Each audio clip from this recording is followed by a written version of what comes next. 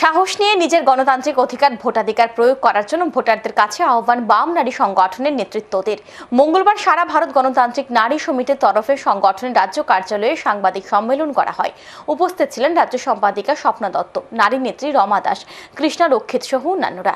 সাংবাদিক সম্মেলনে কৃষ্ণা রক্ষিত অভিযোগ করেন, নরেন্দ্র মোদীর চৌকিদারিত্বে দেশে দুর্নীতির পাহাড় জমেছে। নির্বাচনী বন্ডের নামে যে ধরনের কেলেঙ্কারি হয়েছে তা দেশের জনগণের উপর অর্থনৈতিক সংকটকে তীব্র করছে।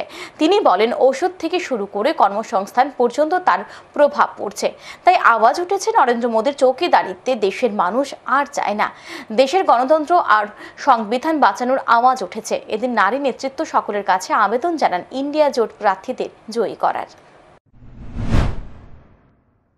আমরা দেখেছি 85 বছর ঊর্ধ্ব যে ভোটার, তাদের ভোট প্রয়োগের ক্ষেত্রে বিভিন্ন জায়গায় রাজনৈতিক এজেন্ডের উপর বিরোধী দলের আক্রমণ হয়েছে।